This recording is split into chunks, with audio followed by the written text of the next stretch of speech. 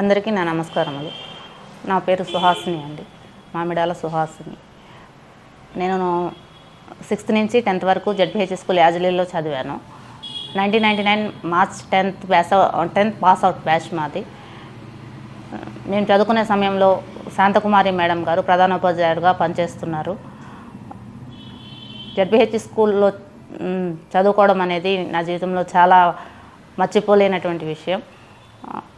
ZPH school యాజలీలో 6th నుంచి 10th వరకు చదివి తెలుగు మీడియంలో, మరీ ముఖ్యంగా తెలుగు మీడియంలో చదివి నేను ప్రభుత్వ ఉద్యోగంలో స్థిరపడ్డాను. అందుకు నేను చాలా గర్వపడుతున్నాను. ఒక ఇంటికి ఒకటే ప్రభుత్వ ఉద్యోగం కష్టమైన ఈ రోజులలో జెడ్పీహెచ్ స్కూల్ యాజలీలో చదివి తెలుగు మీడియంలో చదివి మా ఇంటి నుంచి ఇద్దరు వ్యక్తులము ప్రభుత్వ ఉద్యోగాల్లో స్థిరపడ్డామండి. నేను మా అన్నయ్య ఇద్దరము గవర్నమెంట్ ఉద్యోగాల్లో స్థిరపడ్డాము.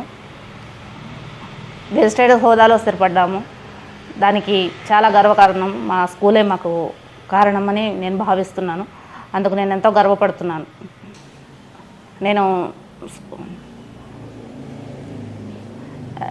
మరి ముఖ్యంగా ఒక విషయాన్ని మీతో పంచుకోవాలనుకుంటున్నానండి.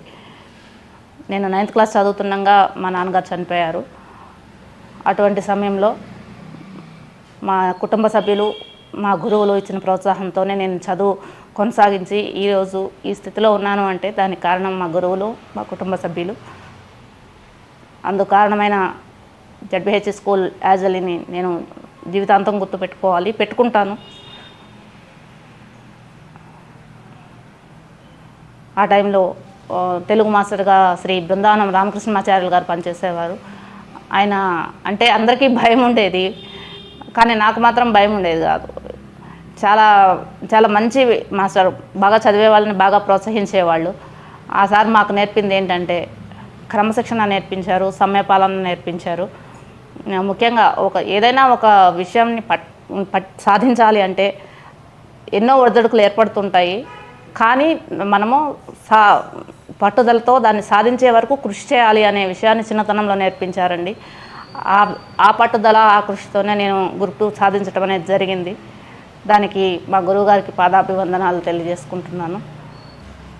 చాలా సంవత్సరాల తర్వాత ఈ విధంగా మన పూర్వమిత్రులందరినీ మా సంవత్సరం చదువుకున్న బ్యాచ్మేట్స్నే కాకుండా మా స్కూల్ యొక్క పూర్వ విద్యార్థులను అందరినీ కలవడం అనేది చాలా సంతోషకరమైన విషయం.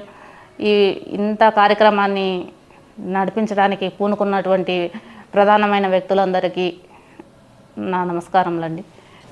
ముఖ్యంగా ఈ కార్యక్రమాన్ని లీడ్ చేస్తున్నటువంటి నాగరాజు సార్ గారికి నా ప్రత్యేక ధన్యవాదములు తెలియజేసుకుంటున్నానండి. అలాగే ఈ కార్యక్రమాన్ని ఇంత విజయవంతంగా జరగడానికి కారణమైనటువంటి ప్రత్యక్షంగా పరోక్షంగా పనిచేస్తున్న ప్రతి ఒక్కళ్ళకి నా ధన్యవాదం తెలియజేసుకుంటూ అందరూ వచ్చి ఈ కార్యక్రమానికి హాజరై విజయవంతం చేయాలని కోరుకుంటున్నాను.